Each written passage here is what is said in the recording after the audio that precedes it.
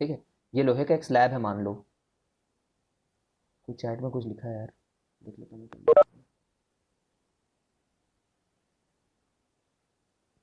अरे ठीक है, आज के लिए प्लीज आज कोऑपरेट, मैं ट्राई कर रहा हूँ चेंज करने का।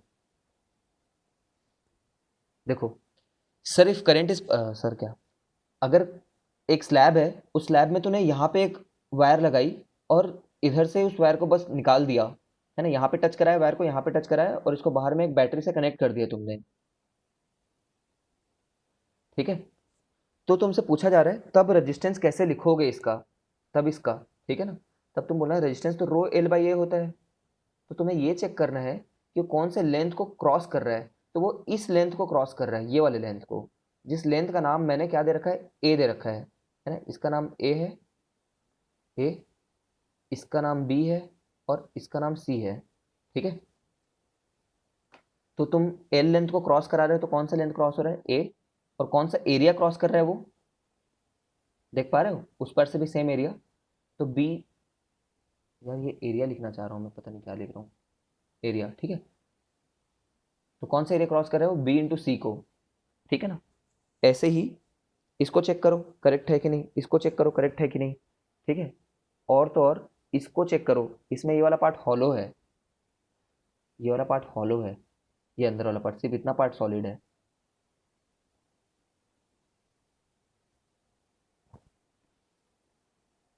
और समझ रहे हो तो बताओ।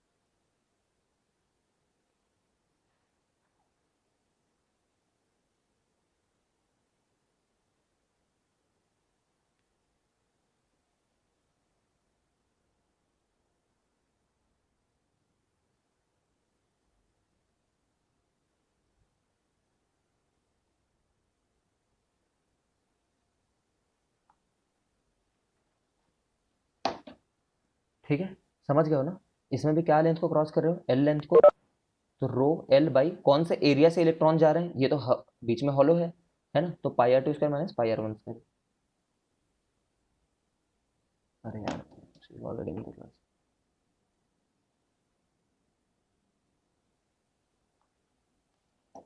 ठीक है, चलो कुछ लोग बोल रहे हैं कि ना आप ये पीडीएफ हटाओ और सिर्फ राइटिंग पैड पे ही, इसी में ही एक बार पढ़ाओ, बट बिना पीडीएफ के। तो मैं एक बार टॉपिक्स देख लेता हूँ, कहाँ चले गया,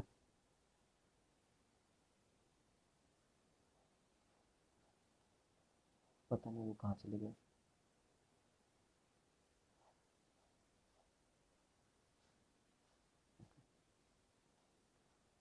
देख लेता हूँ एक बार मेरे को क्या क्या पढ़ाना है। Ohmic, non ohmic, R one plus R two बताना है मेरे को, तो ये सब चीज़ें बतानी है। यार तुम लोग भी मस्ती कर रहे हो यार, चलो आ जाओ। रेजिस्टेंस, ओम्स लॉ हमने कल देख लिया था। ठीक है, एक बार तुम्हें क्विकली रिवाइज कराता हूँ ओम्स लॉ क्या था। बाय द वे एक बात बता रहा हूँ, जब मैंने तुम्हें बताया था ना कि दो पैरेलल क्लासेस चलाएंगे करके, दो पैरेलल, ताकि थोड़ा सिलेबस फास्ट हो करके, ठीक है, तो ऑप्टिक्स को ना Anurag sir will not be taking the optics class. ठीक है, एक दूसरे हमने आईआईटी से, वो भी आईआईटीएन है, एक आईआईटीएन फैकल्टी है। ठीक है, he will be taking your optics class, तो he will be taking most probably from the next week. ठीक है, तो थोड़ा मेंटली रेडी रहना। टाइम टेबल भी चेंज होगा? टाइम टेबल थोड़ा सा चेंज होगा, बट मैं ट्राई करूंगा तेरा वाला बात ध्यान रखने का। तो ओम्स लॉ में हमने क्या देखा था कि आई जो है वो प्रोपोर्शनल टू वी तो होता है, ठीक है, लेकिन यहाँ पे कुछ रहता है। तो यहाँ पे था, अगर कॉम्पिटिटिव याद रख कर रहे हो तो कॉम्पिटिटिव में 2 ml लिखते हैं। यहाँ पे नीता थी, ठीक है, नीता थी यहाँ पे। अगर सीबीएसई होगा तो 2 मत लिखना, सीबीएसई होगा तो बस ml लिखना, ठीक है। इतनी सी बात थी। फिर यहाँ से हमने रेजिस्टेंस वगैरह बता दिया था कि पक्का ये, यहाँ से पक्का पता चल रहा है कि रेजिस्टेंस क्या होगा, ml अपॉन नीता, ठीक है। फिर हमने क्या बोला था कि इसको रो एल बाई ए से अगर कंपेयर करें तो रो क्या है, I am appearing for the NEET, ठीक है। ये तो हो गई असली बातें। ये बात तुम पहले से जानते हो, ये वाली बात को, है ना। फिर हमने रो के बारे में बात किया। देखो रो किस किस बात पे डिपेंड कर रहा है, रो मास ऑफ इलेक्ट्रॉन पे डिपेंड कर रहा है। Mass of what, mass of electron. N क्या है, एन था कल number density. Number density, number density क्या होती है, कितने number of free charge carriers हैं पर यूनिट वॉल्यूम। ई को तो कोई बदल नहीं सकता, ये 1.6 है। टाउ जो है रिलैक्सेशन टाइम है, tau is the relaxation time, ठीक है। केटीजी में सिमिलर हमने किया होता है, मीन फ्री पाथ वगैरह, ठीक है। थोड़ा अभी नहीं कंफ्यूज कर रहा था मैं। ये सब होता है। फिर हम क्या बोले होते हैं, ये नेचर ऑफ मटेरियल पे डिपेंड करता है, नेचर ऑफ मटेरियल पे। एक बार तुमने कॉपर बोल दिया ना, तो दुनिया में किसी जगह से कॉपर ले आओ, कहीं के भी मार्केट से, कितना भी बड़ा ले आओ, छोटा ले आओ, बड़ा ले आओ, धरती के साइज का ले आओ, सबकी रजिस्टिविटी बराबर रहेगी, ठीक है। याद होगा resistivity is what, resistivity 10th में पढ़ते थे, it is resistance of, resistivity is resistance of 1 metre cube wire. कहाँ से आता था ये बात, अगर एल को 1 पुट कर दो और इसको 1 मीटर स्क्वायर पुट कर दो, ठीक है, तो आर क्या हो जाएगा, रो के बराबर आ जाएगा। मतलब एक ऐसी वायर ले लो जिसकी लेंथ भी 1 मीटर है और क्रॉस सेक्शन भी उसका 1 मीटर स्क्वायर है, 1 मीटर बाई 1 मीटर। तो ये जो क्रॉस सेक्शन बनेगा ये 1 मीटर स्क्वायर हो जाएगा, ठीक है। तो एक ऐसी वायर जिसका लेंथ भी 1 मीटर है और एरिया भी 1 मीटर स्क्वायर है, उसकी रेजिस्टेंस को ही उसकी रजिस्टिविटी बोलते हैं, है ना। लेकिन इतना बड़ा वायर कोई धरती में देखता नहीं है, इन जनरल, इन जनरल कोई नहीं देखता है 1 मीटर का हो वायर। और 1 मीटर स्क्वायर क्रॉस सेक्शन समझते हो, 1 मीटर स्क्वायर मेरे हाइट का रफली 70%। जितना बड़ा क्रॉस उतना तो होता नहीं, इतनी पतली पतली वायर होती है घर में हमारी। तो हम इसी डेफिनेशन को बोलते हैं अल्टरनेटली चेंज करके कि इसका वॉल्यूम कितना है इस वाले वायर का, 1 metre into 1 metre square, sorry 1 metre into 1 metre square, तो 1 मीटर क्यूब हो गया। तो हम ऐसा बोलते हैं कि it is also the resistance of 1 metre cube वाले वॉल्यूम का wire. The other way to define this, the other way to define this thing is resistance of a wire which has a length of 1 meter and area 1 meter square. This is just another way of saying this. Resistivity depends on a nature of material, copper है कि iron है, B temperature, क्यों temperature, temperature क्योंकि ये ज़्यादा temperature बढ़ाओगे तो relaxation time कम हो जाएगा, टाउ इज रिलैक्सेशन टाइम, ठीक है। कम ऑन, अंदर में कर्नल साहब बैठे हैं कॉपर में, silver is the best but we do not use silver, घातक ही महंगा है वो, महंगा पड़ेगा। अगर तुम्हें निक्रोम दिखा दें तो निक्रोम में कर्नल बहुत ज़्यादा हैं, अरेंजमेंट बहुत करीब करीब है, करीब है, ज़्यादा है बोलना is not the correct word, ठीक है। अब बताओ किस में कोलिशन ज़्यादा होगा जब मूवमेंट होगी तो, इलेक्ट्रॉन्स की। ये तो बोलेगा वो फ्री वे है, और यहाँ पे क्या बोलेगा ये, भाई दर दर की ठोकरें खा रहा हूँ, which is good for us, which is also good for us if heating is our aim, heating is our aim, air नहीं एम। ये भी अच्छा है हमारे लिए जब हमें हीट करना हो, हीटर घर में लगाते थे ना, उसमें निक्रोम वायर यूज करते हैं। निक्रोम वायर क्यों यूज करते हैं भाई? एक हाई रजिस्टिविटी है, हाई रेजिस्टेंस मत बोलना, हाई रजिस्टिविटी है, इसका नेचर ऐसा है, ठीक है। सेकंड, हाई मेल्टिंग पॉइंट है, melting point is very high. तो तुम गर्म तो कर रहे हो, नहाने के लिए पानी गर्म कर रहे हो, खुद ही गर्म करने वाला ही उड़ गया तो अच्छा थोड़ी लगेगा। तो मेल्टिंग पॉइंट हाई होना चाहिए उन लोग का। ये कब डिजायरेबल है? ये कब डिजायरेबल है कॉपर वाला? कनेक्टिंग वायर के लिए।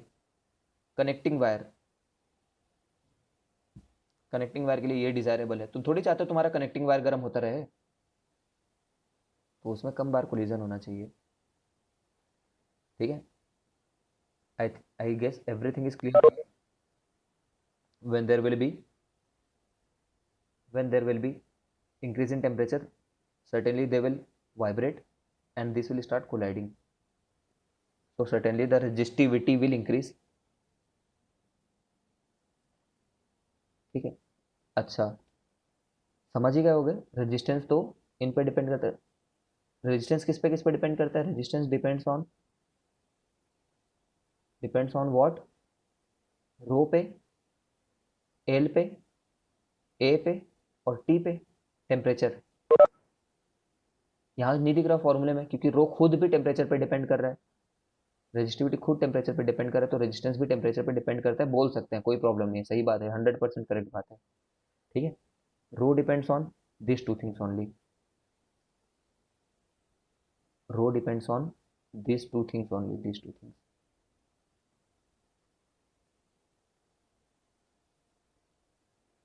चलो, चैट में आके मैसेज में रिप्लाई करो मेरे को।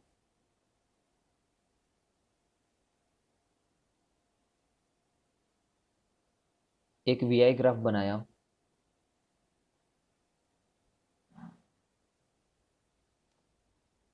टेंथ में कर चुके हो इसलिए मैं इस पर स्ट्रेस नहीं दे रहा। दो अप्लायंस है, दोनों कॉपर के बने हुए हैं, दोनों ही कॉपर के अप्लायंस हैं। किसकी रजिस्टिविटी ज़्यादा होगी? Which one will have higher resistivity, A और बी?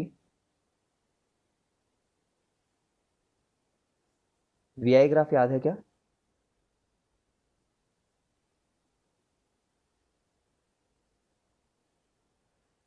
स्नेहा करके जो स्टूडेंट है वो, स्नेहा करके जो एक स्टूडेंट है इसमें, वो कौन सा है, मतलब मैथ्स वाली है या बायो वाली है, एक बार क्लियर करना।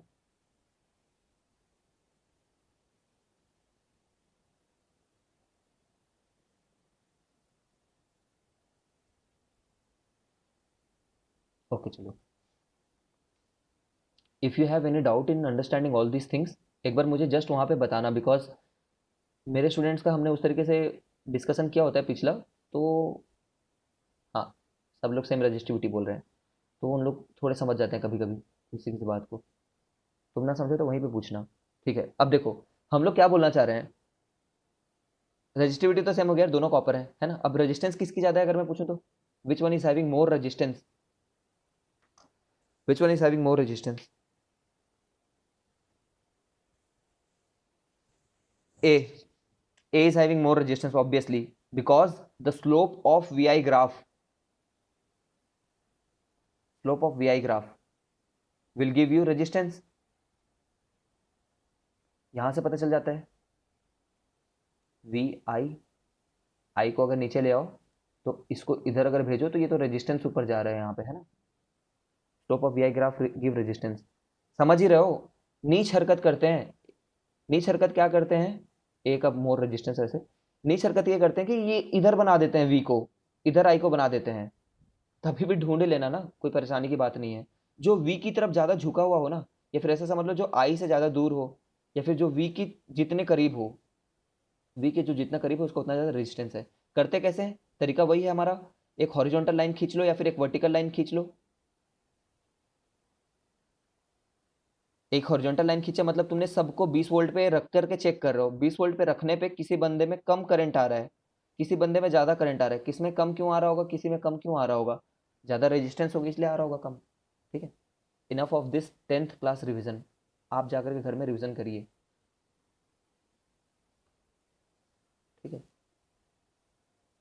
ठीक है, चलो नेक्स्ट। ठीक है, ये करने वाले हैं अब, रेजिस्टेंस हो गया ना।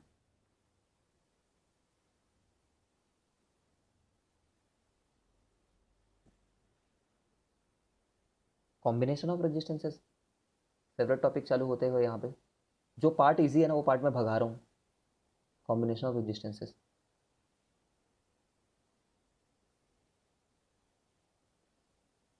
एक रेजिस्टेंस R1 है, ओम यूनिट होती है। एक रेजिस्टेंस R2 है, ठीक है, ओम यूनिट होती है। इनका इक्विवेलेंट जब सीरीज में जोड़ोगे तो, जब सीरीज में ये लोग होंगे सीरीज में, तो इसका इक्विवेलेंट सभी जानते हैं, लिख के मत दिखाना, बेइज्जती हो जाएगी। R1 + R2, ठीक है। अच्छा, इससे पहले यार ये वाली चीज़ को डिस्कस करना जरूरी है मेरे को। I did not discuss it over there. R = ρ/L/A होता है। रो का यूनिट जो होता है वो ओम मीटर आ रहा है। क्यों ओम मीटर आ रहा है? ये ओम है, ये मीटर स्क्वायर है, ये मीटर है, ठीक है ना। तो क्या होगा, एक बार कट कर देगा, ओम मीटर बन जाएगा यूनिट, ठीक है, ओम मीटर। 1/रेजिस्टेंस को, सॉरी, 1/रजिस्टिविटी को कंडक्टिविटी भी बोलते हैं। रजिस्टिविटी का उल्टा जानते होगे, ठीक है। तो इसका unit ohm inverse metre inverse आ जाता है। कॉमेडी बात ये होती है कि इसको उल्टा भी लिख देते हैं, ठीक है। सभी जानते हो, इलेक्ट्रोकेमिस्ट्री एक बार पढ़ चुके हो, ठीक है। और तो और महो लिख देते हैं यार इसको, ओम का उल्टा है भाई, तो इतनी ज़्यादा प्रताड़ना है इसके ऊपर, ठीक है। समझ गए होगे कि 1/रेजिस्टेंस क्या है, कंडक्टेंस है। सिग्मा से डिनोट करते हैं, कुछ लोग जी से डिनोट करते हैं, कंडक्टेंस, ठीक है। ओम का उल्टा है, तो या तो ये बोल दो या तो मोह बोल दो, ये मोह मोह के, ठीक है। Most of you will be familiar with this,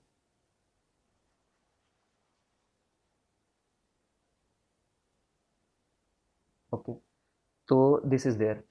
अब ये आता कहाँ से है ना, या फिर सबसे पहले उससे भी important question, what does equivalent resistance mean?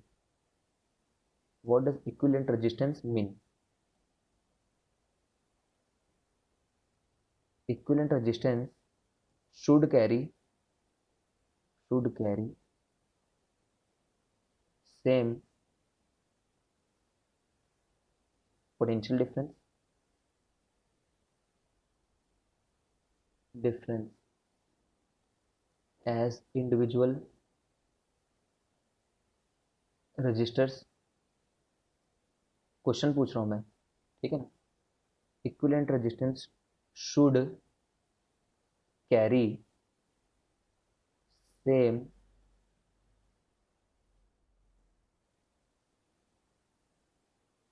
Energy, carry मतलब consume, same energy as individual registers, as individual registers. Equivalent resistance should तक है ना, should draw same current from source as the combination would have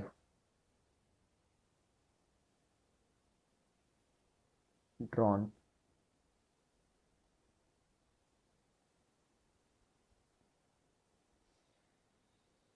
Equivalent resistance should draw same power from source as the combination would have drawn। Single option है या multiple? Multiple, multiple option correct कहिए। तुमने दे तो दिया मुझे 3 ओम और 5 ओम, लेकिन 8 ओम है, इसका सिग्निफिकेंस क्या है? सी करेक्ट है। ये दोनों को मिला करके जब किसी बैटरी से कनेक्ट करते, ठीक है, मान लो इसको मिला करके हम लोग एक ने 80 वोल्ट बैटरी से कनेक्ट किया है, तो कितना चार्ज ले रहा होता, कितना करंट ले रहा होता ओम्स लॉ के हिसाब से? I = V, मतलब समझ गए होगे, ये ले रहा होता तब 10 एम्पियर। तो हम लोग बोलना चाह रहे हैं कि कॉम्बिनेशन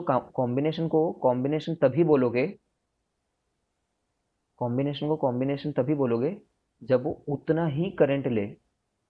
तो उतना ही करंट लेने के लिए इसको कितने ओम का होना चाहिए था? ओम्स लॉ के हिसाब से 8 ओम का होना चाहिए था। ठीक है, ये भी करेक्ट है।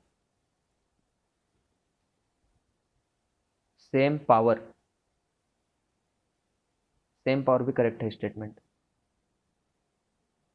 अगर वो सेम करंट लेता है ना उधर से, बैटरी से, तो सेम पावर भी लेता है बैटरी से। ठीक है, ये भी करेक्ट है। सोचो, बैटरी से पूछो एक बार, बैटरी से पहले पूछते हैं। बैटरी बैटरी को पता नहीं है उधर क्या है। मान लो बैटरी अंधा है, बैटरी को पता नहीं है बाहर की तरफ नेटवर्क में क्या लगा हुआ है। तो एक बार नेटवर्क में तुमने R1 और R2 को लगाया, और एक बार नेटवर्क में तुमने R1 प्लस R2 को लगाया, एक ही रेजिस्टेंस को। तो बैटरी से पूछते हैं, तो बैटरी बोलेगा यार मेरे थ्रू अभी भी 10 एम्पेयर ही जा रहा है, और मेरे थ्रू अभी भी 800 जूल ही खत्म हो रहा है। 800 जूल पर सेकेंड, जो भी है, मतलब देखेंगे अपन। ठीक है, सेकंड केस में भी यही बोलेगा, अभी भी मेरे थ्रू 10 एम्पेयर ही जा रहा है और 800 जूल। इसलिए हम लोग बोलते हैं कि बाहर में जो हो रहा है वो दोनों इक्विवेलेंट बातें हैं। ठीक है, since P equal to V I. ठीक है, P equal to V I, समझ गए हो? Everyone know this thing? तो मैं स्क्रीन शॉट खींच रहा हूँ। खींचने पता नहीं, अरे यार तुम्हारा ना अपलोड जब मैं कर रहा था ना कल, तो अपलोड हो नहीं रहा था यूट्यूब में, प्रोसेस ही नहीं हो रहा था, पता नहीं क्या हो गया था। तो मैं गूगल ड्राइव में डालूंगा। हमारा यूट्यूब चैनल तो सर के पास है। He is not willing to give the YouTube channel back. मुझे नहीं पता क्यों। कल बात हुई तो बोले फाइनली मैं दे दूंगा। आज तक तो बोल रहे थे कि कोई ऐसा सीन नहीं है।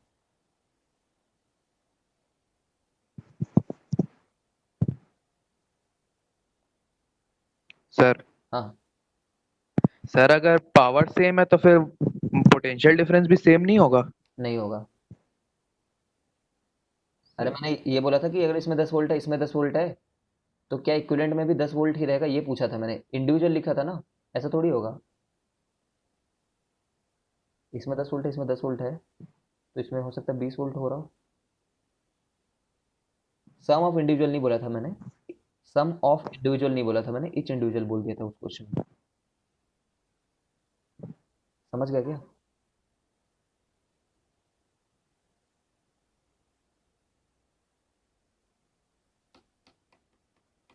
नहीं समझा है क्या?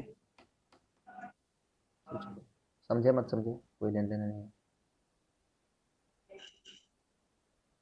बताना लेना देना है। देखो, हम लोग कैसे डिराइव करते हैं, this derivation is very much necessary for 1 marks और 2 marks in your examination. 1-2 marks के लिए है इंपॉर्टेंट। एक R1 है, एक R2 है, इसका नाम R इक्विवेलेंट है। बैटरी तुम वही बैटरी से लगा रहे हो। ठीक है, तुम डिराइव करने के लिए बैटरी लगाते हो बस। ठीक है, हमने बोला था तभी वो R इक्विवेलेंट कहलाएगा जब वो same amount of current draw करेगा। ठीक है, तो समझ ही रहे हो। अ, मैंने तुम्हें फील दिलाई थी क्या, पोटेंशियल क्या चीज़ है? Potential is just the energy. Potential क्या होता है? Potential of a battery, work done by the battery on the unit charge. ये पढ़ रखा होगा तुमने 10th में, है ना? तो सोचो, ये बैटरी अगर 80 वोल्ट की है ना, 1 मिनट के लिए सोचो, 80 वोल्ट की है, तो मतलब ये 80 वोल्ट का क्या सिग्निफिकेंस है? 80 वोल्ट कहने का ये मतलब है कि अगर 1 कूलम्ब चार्ज इसके लेफ्ट टर्मिनल से राइट टर्मिनल की तरफ अगर 1 कूलम्ब चार्ज जाती है, तो इस 1 कूलम्ब चार्ज को ये 80 जूल प्रोवाइड कर देगा। इस 1 कूलम्ब चार्ज को ये 80 जूल प्रोवाइड कर देगा। तो अगर 80 जूल मिल गई है, तो उसको लुटाना भी होगा। तो वो ऐसा करता है कि वो इसमें ना लुटा देता है पूरा। ठीक है, या फिर ऐसा सोचो, 60 जूल यहाँ पे ख़त्म कर बैठता है और 20 जूल यहाँ पे ख़त्म कर बैठता है वो। हम लोग ऑफकोर्स ये मान रहे हैं कि वायर जो है वो कंप्लीटली आइडियल है, वायर में कोई लॉस नहीं हो रहा है। ठीक है, एकदम ही परफेक्टली कंडक्टिंग है, ऐसा मान ले रहे हैं। ठीक है ना?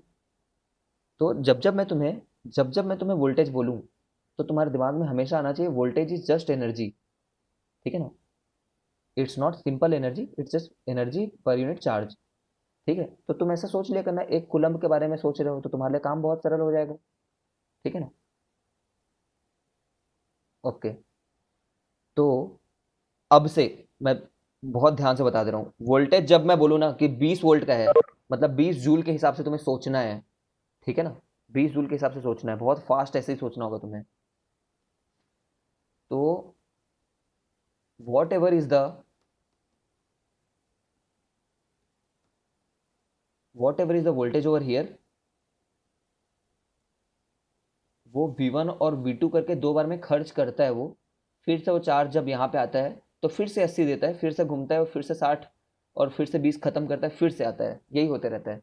तो हम लोग ना यहाँ पे ऐसा लिखना चाह रहे हैं कि जो V है वही V1 और V2 का कॉम्बिनेशन है, यहाँ से 80 का रिचार्ज किया और दो बार में मिलकर के ख़त्म किया, ठीक है। अब इस V1 को हम लोग जानते हैं, जो V equal to I R होता है, ठीक है, इसको हर एक अप्लायंस पे यूज़ कर सकते हैं।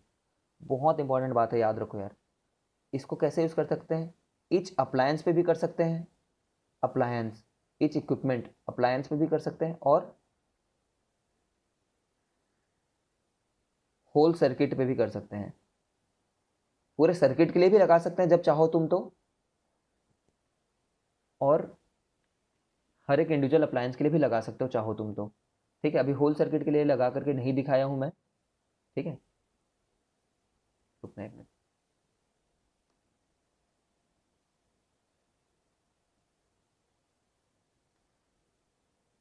जैसे देखो इस अप्लायंस के लिए मैं लगाऊंगा तो क्या लिखूंगा, कहाँ चले गया यार वो, V equal to V1 plus V2, तो मैं ना यहाँ से V1 को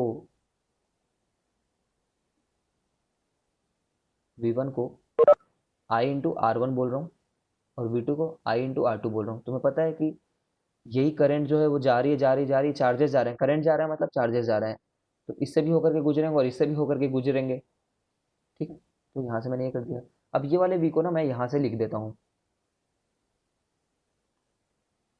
तो मैं बोलता हूँ कि इसको इस सर्किट से अगर देखें तो यही तो आर इक्विवेलेंट है करके, आई इंटू आर इक्विवेलेंट। अब तुम देख रहे हो मैंने इंडिविजुअल अप्लायंस पे भी लगाया है और पूरे पे भी लगाया है।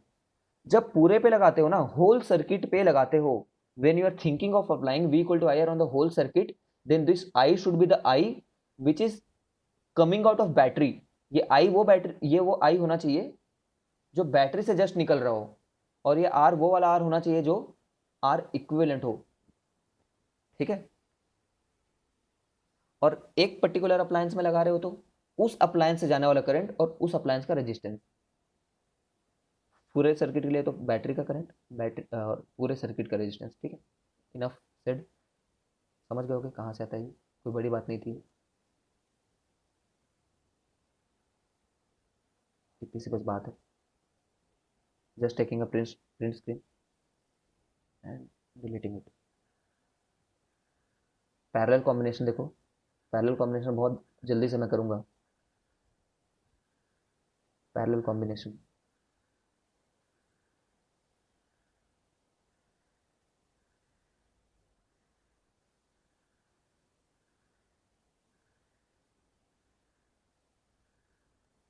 इसका इक्विवेलेंट बनाना चाह रहे हैं हम लोग, बोलना चाह रहे हैं दो नहीं चाहिए हमको, इतना झंझट नहीं पालने का, एक ही चाहिए। तो कौन सा तुम लगाओगे, कौन सा ऐसा आर इक्विवेलेंट लगाओगे, तो तुम बोलोगे कि वही आर इक्विवेलेंट लगाएंगे जो बैटरी से उतना ही करंट खींचे, है ना, बैटरी से उतना ही करंट खींचे। अब देखो इसमें अगर इस टर्मिनल का नाम मैं 0 वोल्ट रख देता हूँ, इस टर्मिनल का नाम, और इस टर्मिनल का नाम मेरे को फिर V वोल्ट रखना पड़ेगा, क्योंकि V पोटेंशियल डिफरेंस है बोल रहे हैं, इस बैटरी का पोटेंशियल V है, मतलब बैटरी के दो टर्मिनल के बीच का पोटेंशियल डिफरेंस V है। तो अगर इसका नाम 0 रख दिया है तो जब तक कोई दूसरा अप्लायंस ना आ जाए तब तक तुम्हें उसका नाम को 000 रखना पड़ता है, ठीक है। जब इसका नाम V रख दियो तब तक, जब तक कहीं पे एनर्जी खपत करने के लिए कोई अप्लायंस ना हो, तो उतनी ही एनर्जी है ना उस इलेक्ट्रॉन के पास, खपत करने के लिए तो कुछ था ही नहीं, कहीं पे कंज्यूम नहीं हुआ। तो R1 के क्रॉस भी सेम पोटेंशियल है, R2 के क्रॉस भी सेम पोटेंशियल है। अगर तुम R1 को बोलोगे ना तुम कितना पोटेंशियल डिफरेंस फील कर पा रहे हो, तो R1 बोलेगा पूरा का पूरा बैटरी देख रहा हूँ मैं, और अगर R2 के पास बोलोगे तो R2 भी बोलेगा यस पूरा का पूरा बैटरी फील कर पा रहा हूँ मैं, ठीक है। ये लिखना सीखना होगा तुम्हें, ठीक है। अब देखो इस जगह का नाम भी मैं वी रख सकता था, अभी तक कोई अप्लायंस नहीं आया यहाँ से यहाँ तक चलने में। इस जगह का नाम भी मैं वी रख सकता था, कोई अप्लायंस नहीं आया, बट अब इस जगह का नाम वी नहीं रख सकता मैं, वी गलत हो जाएगा, ठीक है। क्यों? क्योंकि खपत हो गई, एनर्जी बदल गई है। तो इस साइड से आकर के देखो, इस साइड का नाम जीरो रखे हो, इस साइड का नाम जीरो रख सकते हो, सब समझ गए होगे, ठीक है। अब इसमें हम लोग क्या करेंगे, इसमें यहाँ पे V1 और यहाँ पे V2 कंज्यूम नहीं हो रही है, दोनों में ही V कंज्यूम हो रहा है, दोनों ही V पोटेंशियल को देख पा रहे हैं, ठीक है, ठीक है ना। तो यहाँ पे हम लोग बोलते हैं कि जब इस जंक्शन पे आएगा करंट, तो करंट सिंपली क्या है, कुछ चार्जेस हैं जो आए हुए हैं यहाँ पे दरवाजे पे, ठीक है। तो देखे होगी शोले मूवी, आधे इधर जाओ, आधे मतलब हिसाब से, हिसाब से आधे, ठीक है ना। तो हम लोग क्या बोलते हैं ऐसे केस में, this is simply I equal to I one plus I two जो बोलना है, इस सिंपली क्या है, ये चार्ज कंजर्वेशन इक्वेशन अप्लाई कर रहे हो। चार्ज कंजर्वेशन का, चार्ज कंजर्वेशन के चलते ही तो आ रहा है, समझ रहे होगे, मैं ओवर एक्सप्लेन नहीं करना चाह रहा। इसी को आगे जाकर के एक नाम पढ़ेंगे, दिस इज जंक्शन लॉ करके, किरचॉफ का junction law, Kirchhoff junction law, ठीक है। कोई बड़ी बात नहीं है ये, बट क्या बोलना चाह रहे हो, अगर 100 कूलम्ब उस दरवाजे पे हर सेकंड आ रहे हैं, तो 90 और 10 की तरह उसको डिवाइड हो जाना चाहिए, ठीक है। अब फिर से वही करूंगा, इंडिविजुअल पे ये कितना फील कर पा रहा है ऐसा, ये कितना फील कर पा रहा है वी को ही, ठीक है। अब यहाँ को मैं कहाँ से लेकर के आऊँगा, ये वाले से सेम करंट ड्रॉ करना चाहिए मैं बोल दूंगा, और उसको मैं वी बाई आर बोल दूंगा, तो इससे मेरा 1/R इक्विवेलेंट जो है वो 1/R1 प्लस 1/R2 आ जाएगा। 1 और 2 मार्क्स के लिए इंपॉर्टेंट है, you should do the derivation at your home. I hope it is very clear. और लोग होंगे तो,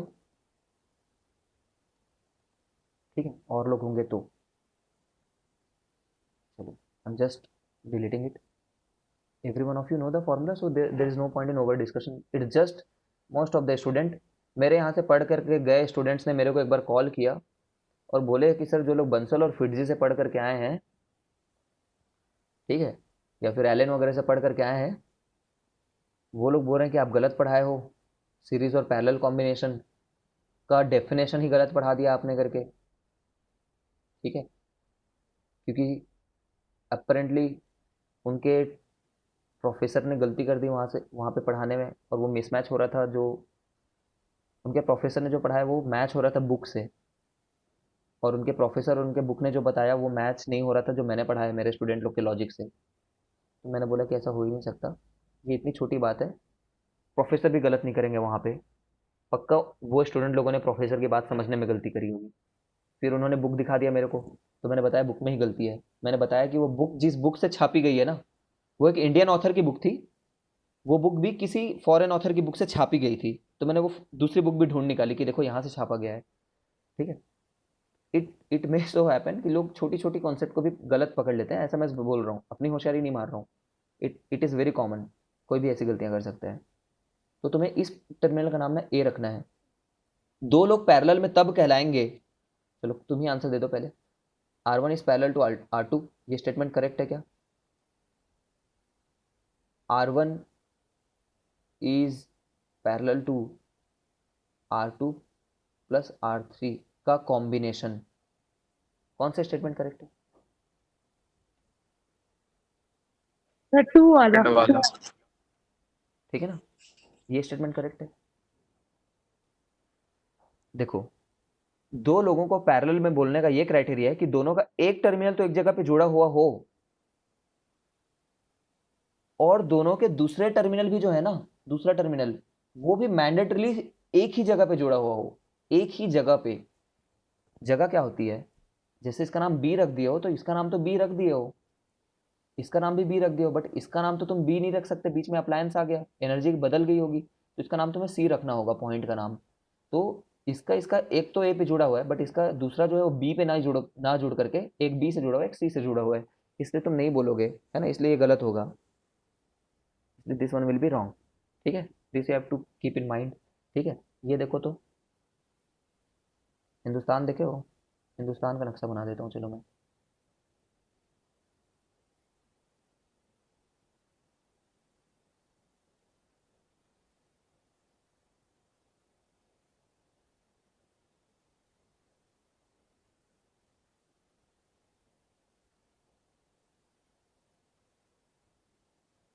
ये इसको चारों में कर लो।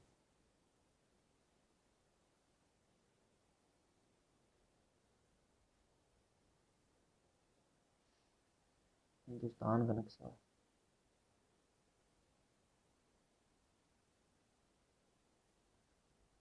थोड़ा गलत बना रहा हूँ, bear it with it. Wire है ये। चलो, बहुत मस्ती हो गई, सॉरी, बहुत मस्ती हो गई।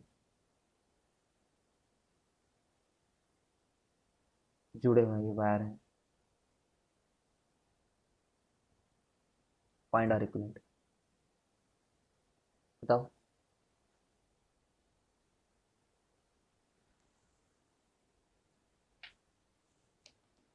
सोचो ध्यान से।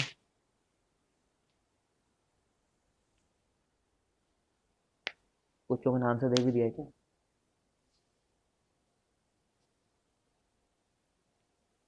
कितना आंसर होगा?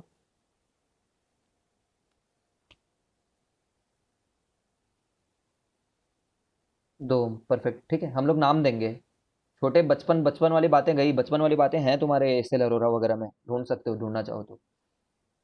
टफ नहीं है बिल्कुल भी, डरो मत। इसका नाम अगर ए रख देते हो, किसका नाम ए रखना चाह रहे हैं? सबके एक एंड का नाम ए रख दिया हमने, और किसी भी एक जगह का नाम बी रख दो। इसके दूसरे एंड का नाम बी रखना चाह रहे थे, लेकिन तुम बी जैसे रखे ना, तो कंडक्टिंग वायर में, जब तक वायर वायर में मूव कर रहे हो कंडक्टिंग वायर में, there will be no loss of energy, we consider it as almost ideal. तो इस जगह का नाम भी बी है, इस जगह का नाम भी बी है, इस जगह का नाम भी बी है, ठीक है ना, इस जगह का नाम भी बी है, सब जगह का नाम बी है। अब तुम पूछो 4 ओम से तुम किसके बीच में कनेक्टेड हो, तो 4 ओम वाला बोलेगा एक ए एंड पे कनेक्टेड हूँ और एक बी एंड पे कनेक्टेड हूँ मैं। ठीक है, फिर इस वाले से पूछते हैं 8 वाले से, तो बोलेगा मेरा एक एंड ए पे है, एक एंड बी पे है। ठीक है, सी वाला भी यही बोलेगा, सॉरी 16 वाला भी यही बोलेगा, और एक और 16 वाला भी यही बोलेगा।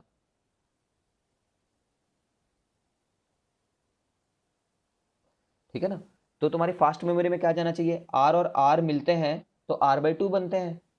आर इक्वल टू, अगर दो लोग को जोड़ो, दो लोग को, तो ऐसा आ जाता है ना, प्रोडक्ट अपॉन सम आ जाता है। तो 8 और 8 को अगर जोड़ो, आर और आर को अगर जोड़ो, तो r/2 आ जाता है, ये हमेशा याद रखना। अगर n लोग जुड़े हुए हों तो, n लोग जुड़े हुए हों तो, n लोग अगर अगर पैरेलल में हैं और n के n एक ही रेजिस्टेंस के हैं, तो r/n आ जाता है। सब पढ़े हो गए, 1/r 1/r 1/r 1/r n/r, तो उल्टा करोगे तो r/n। तो 8 16 16 का 8, 8 8 का 4, 4 4 का 2। समझ रहे हो क्या? ऐसे जो तुम दो, जिन दो को तुम जल्दी सॉल्व कर सकते हो, उन दो को पहले सॉल्व कर लेना। 8 और 8 को 4 पहले, सॉरी 16 और 16 को 8 बोल दिए, इन दोनों को हटा करके एक 8 रख दिया हमने, 8 और 8 को मिला करके 4 बोल दिया हमने, इन तीनों को हटा करके 4 रख दिया, और 4 को 2 बोल दिया। ठीक है, तो everyone is aware of this fact, 2 ओम। ठीक है, चलो।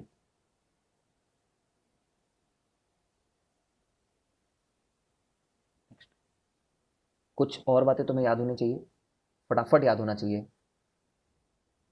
Bye the way, R equivalent को ना याद रखना, प्रोडक्ट अपॉन सम याद रखना, तो जल्दी होगा, प्रोडक्ट अपॉन सम। ठीक है, प्रोडक्ट अपॉन सम।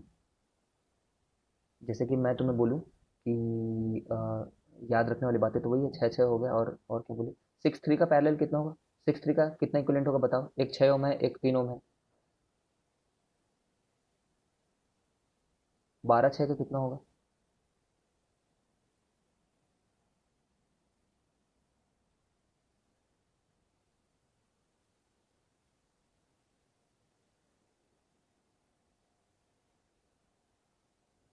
बताओ, इन दोनों की वैल्यू बताओ, इनका इक्विवेलेंट कितना होगा, 12 ओम है, 6 ओम है, पैरेलल में है, पैरेलल, सभी पैरेलल में है, तभी पूछ रहा हूँ, सीरीज में होगा तो सीधे जोड़ दोगे ना, सीरीज में नहीं पूछ रहा हूँ। सर 1 का 2 आएगा। कितने इसका? सर 4। है ना, प्रोडक्ट अपन सम करो, 12 छक्के 72, 12 6 72, 72 अपन 18, और इसका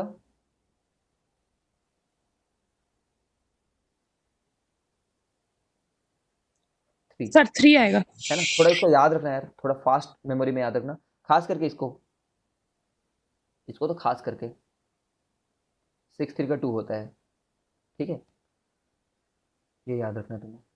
इसमें मैं कुछ बच्चों वाले क्वेश्चन, चलो अगर तुम चाह ही रहे हो तो करा देते हैं, नहीं करा रहा है यार, चलो एक कर देते हैं, चलो इसका इक्विवेलेंट बताना।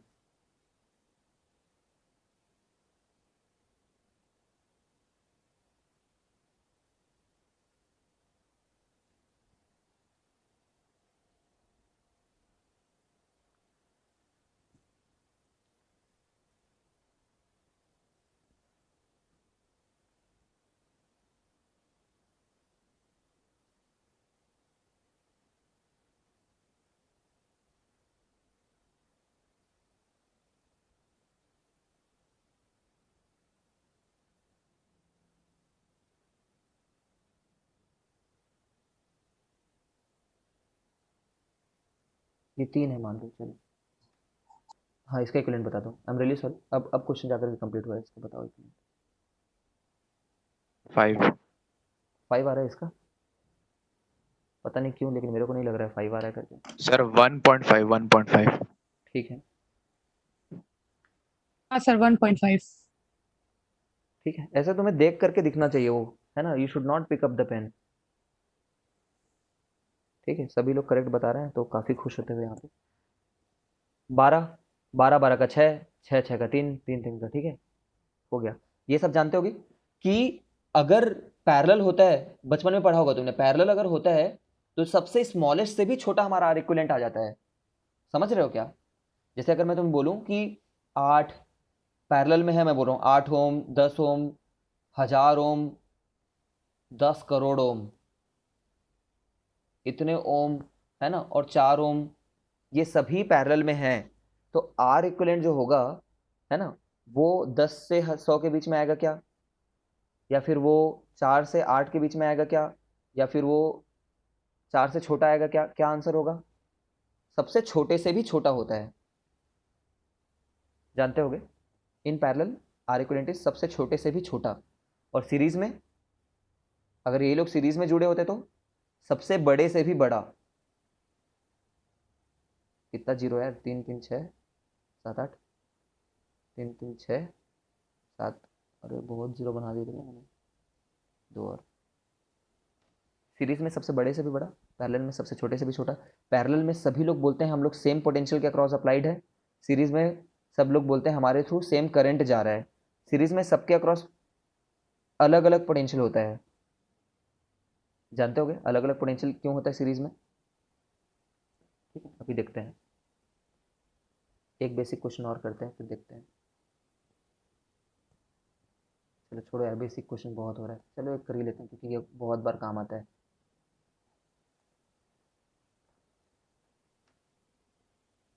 तुरंत बताना V1 कितना लेगा और V2 कितना लेगा अगर इसका रेजिस्टेंस 2 ओम, 2 ओम और 3 ओम है तो।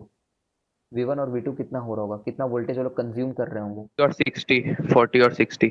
40 और 60 हो रहे होंगे, ठीक है, कैसे बता दिया तुमने तुरंत ही। पहली बात तो जितना ज़्यादा रेजिस्टेंस का है सीरीज में लगे हुए हैं, है ना, उतना ही ज़्यादा वो खूंखार अप्लायंस है। ठीक है, हमने 5 हिस्से में डिवाइड किया, किसको 5 हिस्से में डिवाइड, 5 कहाँ से आया, 2 + 3 से 5 आया, 2 हिस्सा उसको दे दिया जिसकी कम वोल्टेज है। ठीक है, तो कितना आ गया, 40 आ गया। ठीक है, इसको दूसरा तरीके से करने का तरीका वही है, I equal to V by R कर लो पहले तो ये आ जाएगा 20 एम्पियर। अब जब 20 एम्पियर आ गए तो आई, हर एक अप्लायंस के through V equal to I R लगा सकते हैं, बोला था मैंने।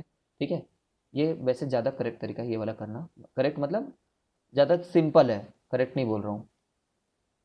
ठीक है, तो 40 और 60 ये बात को याद रखना।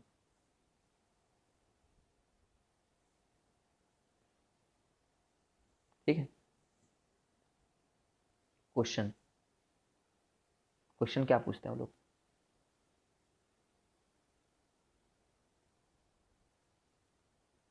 चलो क्वेश्चन क्या पूछते हैं, ये देखो क्वेश्चन ये पूछते हैं कि,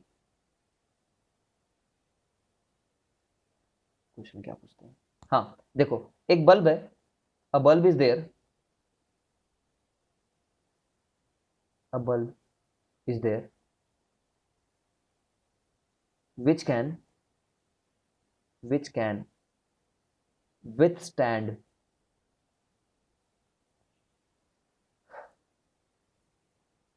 30 वोल्ट, 30 वोल्ट से ज़्यादा अप्लाई कर देते हो ना उस बल्ब के 2 टर्मिनल पे, तो बल्ब उड़ जाता है। तो ये बल्ब को इस सर्किट में, मतलब ये दोनों में से कोई भी एक नहीं हो सकता फिर ये बल्ब, है ना? ये अगर हम लोग बोले 2 ओम वाला बल्ब यही वाला बल्ब है जो 30 वोल्ट विथस्टैंड कर सकता है, ठीक है? तो फूट जाएगा वो, तो 40 वोल्ट कम से कम इसमें आ रही है। समझ गए हो इस बात को? ठीक है ना? ऐसे वोल्टेजेस को ना ब्रेकडाउन वोल्टेज बोलते हैं, ब्रेकडाउन वोल्टेज। ऐसा बोल सकते हो इसकी बीवी जो है 30 वोल्ट की है, ठीक है? तुम्हारी मर्जी, इसकी बीवी 30 वोल्ट की है, ठीक है? Okay, now question is, tough question दे रहा हूँ क्योंकि 12th वाले हो। हाउ टू कनेक्ट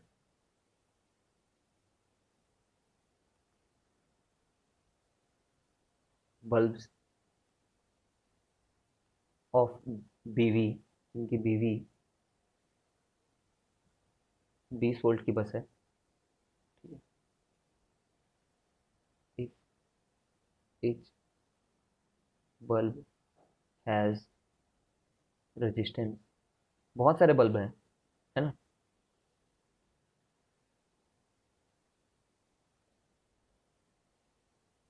चालीस में across a source of 100 volt battery. Question is very clear, जितने भी बल्ब तुम्हें यूज करना है वो यूज करो, but minimum number of bulb use करना है, मतलब कम से कम बल्ब में ये काम कर दो।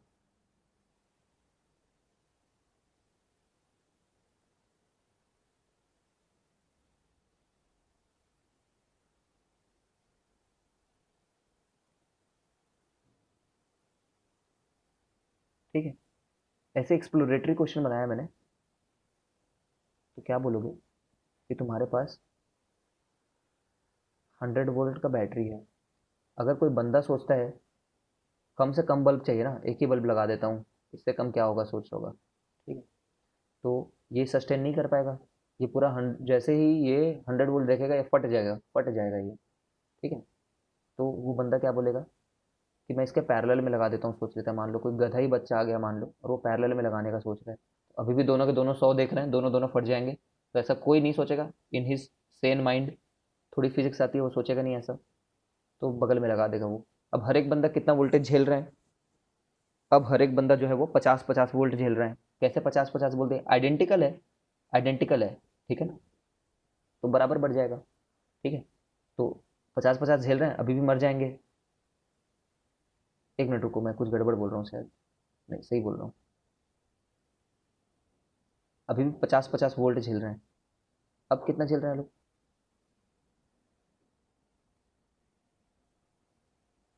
33 वोल्ट झेल रहे हैं लोग, अभी भी फट जाएंगे, ठीक है? अभी भी फट जाएंगे।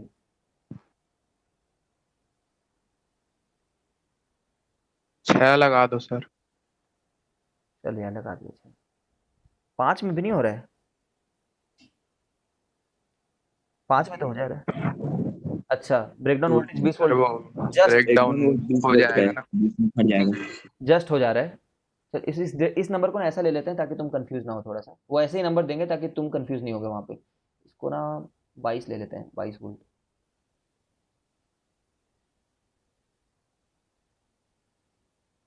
नहीं तो बाउंड्री कंडीशन आ जाएगी, फिर कुछ लोग आर्ग्यू करेंगे जस्ट फटा है, कुछ लोग बोलेंगे जस्ट बचा है, तो फालतू कंफ्यूज नहीं होते। वैसे फट गया होता, 20 में फट जा रहा है ना, तो 20 में फट गया ही बोलेंगे। तुम सही समझे हो उस बात को।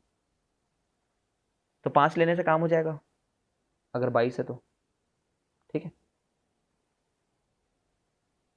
और क्या, बट अब तुम सीख ही गए हो तो 20 ही रखते हैं और 6 लगा देते हैं।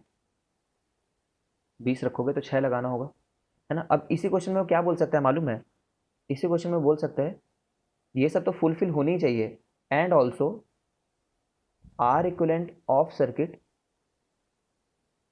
ठीक है ना? कुछ बोल देगा, शुड बी,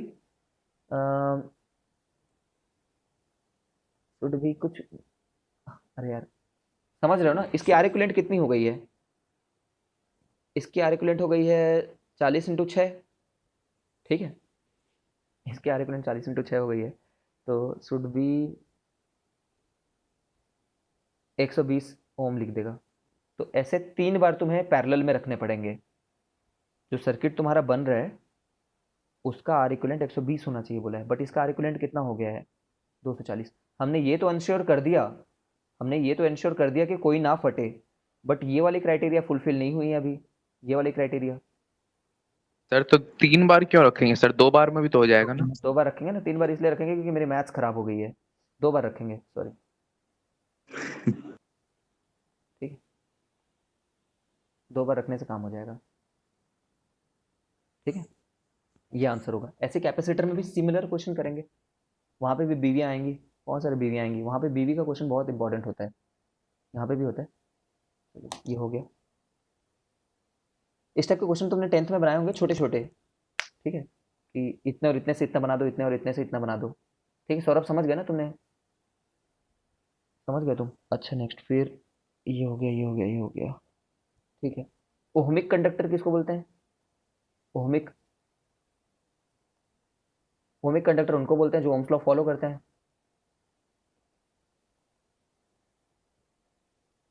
ओहमिक कंडक्टर उनको बोलते हैं जो ओम्स लॉ फॉलो करते हैं। जैसे कि वायर्स, हमारे जो मतलब मेटेलिक कंडक्टर जो हैं। नॉन ओमिक, मेटल्स मान लो, at low temperature. Non non ohmic, उनके लिए क्या होता है? ये से 10th क्लास की बातें हैं, इसलिए मैं जल्दी जल्दी भगा रहा हूँ। नॉन ओमिक के लिए कुछ भी आ जाएगा, ग्राफ कैसा भी आ जाएगा, ऐसा आ जाएगा, ऐसा आ जाएगा। ठीक है, बस स्ट्रेट लाइन नहीं रहना चाहिए। तो इसका एग्जांपल है metal at high temperature. High temperature पे नॉन ओमिक हो जाते हैं वो लोग। ठीक है, और आयनिक सॉल्यूशन, आयनिक सॉल्यूशन। ठीक है, और सेमीकंडक्टर्स, ये तुम पढ़ चुके हो इलेक्ट्रोकेमिस्ट्री में, ये तुम मैं पढ़ाऊंगा। ठीक है, ये बस याद रख लो कि हाई टेम्परेचर पे एकदम स्ट्रेट लाइन नहीं रह जाता, अलग सा बिहेव करने लग जाता है। क्यों ऐसा हो रहा होगा, किसी को याद है?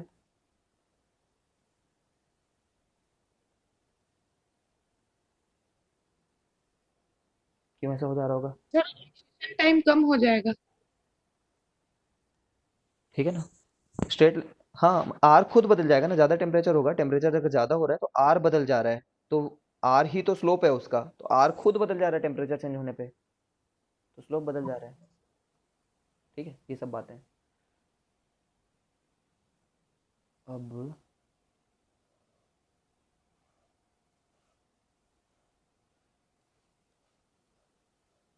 अच्छा, मैंने सब मिटा चुका हूँ। ठीक है,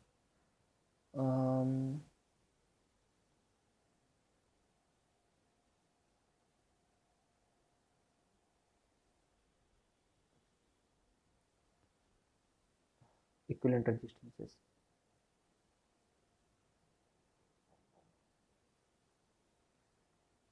के ऊपर में प्रॉब्लम करेंगे।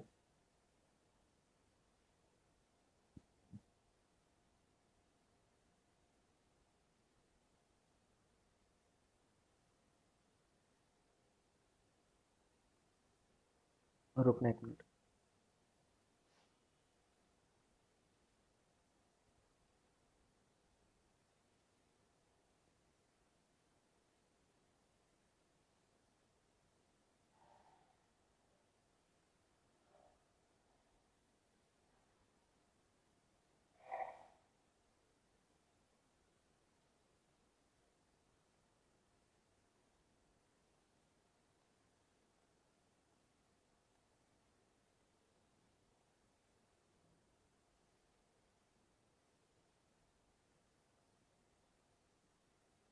सब आर हैं, R R R R R R R R रा, आर आर आर आर। ऐसे लोगों का ना इक्विवेलेंट रेजिस्टेंस निकालने के लिए बोल देते हैं, तो हम लोग कुछ लॉजिक्स का यूज़ करते हैं। ठीक है, कुछ लॉजिक्स का यूज़, उन लॉजिक्स का यूज़ करने से पहले तुम ये सिंपल क्वेश्चन का आंसर दे दो। अरे यार, ये थोड़ा वैल्यू अच्छे लिखने का देखो। बच्चे लिखने दो 32